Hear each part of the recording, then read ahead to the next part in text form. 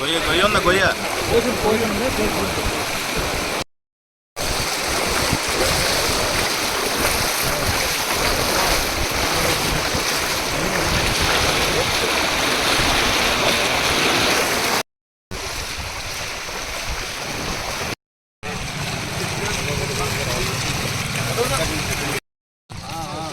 Water లేదు ఎదురక్కడ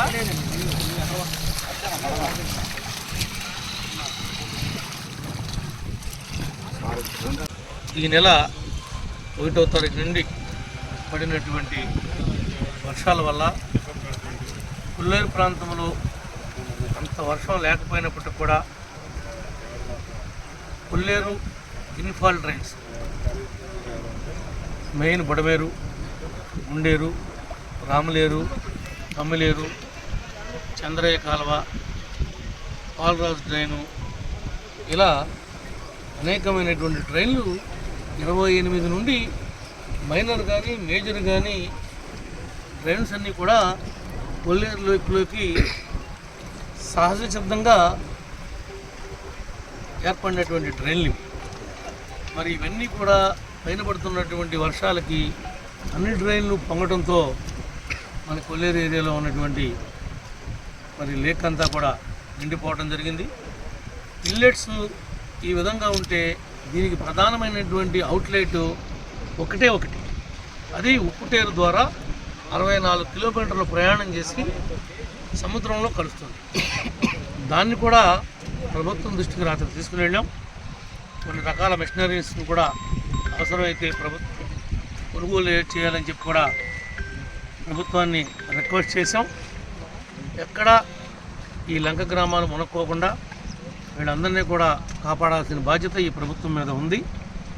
ఎక్కడ ఏ ఇబ్బంది వచ్చినా తక్షణమే మాకు తెలియజేయండి. మీకు షెల్టర్స్లోకి, సేఫ్ జోన్లోకి తీసుకుని వచ్చి మీకు కావాల్సినటువంటి మంచినీళ్ళు, ఆహారం అన్నీ కూడా ఈ ప్రభుత్వమే చూసుకుంటుంది. అన్ని గ్రామాల పెద్దలకి సై సత్యనారాయణ గారు అందరికి కూడా తెలియపరిచి కొల్లేరు గ్రామాలన్నీ కూడా ఫోన్లో ఎంక్వైరీ చేసి ప్రతిరోజు కూడా మేము రాలేం కాబట్టి సమాచారాన్ని ప్రతిరోజు కూడా మాకు తెలియజేయవలసిందిగా మరి కొల్లేరు సంఘం నాయకుడిగా సై సత్యనారాయణ గారి మీద మా బాధ్యత పెడతా ఉన్నాం.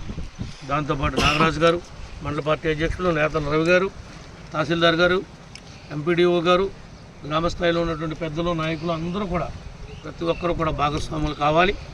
ఏ ఒక్క మనిషికి కానీ ఏ ఒక్క పశువుకి కానీ ఇబ్బంది వచ్చినా తక్షణమే మీరు అధికారులకు తెలియజేయండి. తద్వారా మాకు కూడా సమాచారాన్ని ఇవ్వండి. మీకు అండగా ఈ ప్రభుత్వం ఉంటుందని చెప్పి కూడా ఈ సందర్భంగా తెలియజేస్తున్నాం.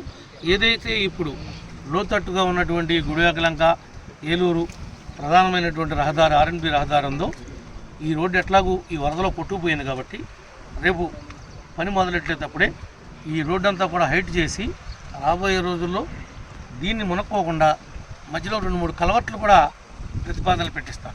ఒకవేళ నీళ్లు ఇటు పక్క నుంచి అటు పక్కకి వెళ్ళాలంటే రోడ్డు పొరలే మార్గం కాకుండా పెద్ద కలవట్లు కడితే కనుక ఆటోమేటిక్గా కింద నుంచి వెళ్ళేటువంటి అవకాశం ఉంటుంది. మరి ఆ రకంగా కూడా మనం ప్లాన్ చేయాలి. ఈసారి ఎస్టిమేట్స్లో కూడా కలవట్ల ప్రతిపాదన కూడా పెట్టిస్తానని చెప్పి కూడా మీకు తెలియజేసుకుంటూ అందరూ కూడా జాగ్రత్తగా ఉండమని చెప్పి కోరుకుంటాం. ఏ ఒక్కరి ప్రమాదం ఉన్న ప్రసక్తి లేదు.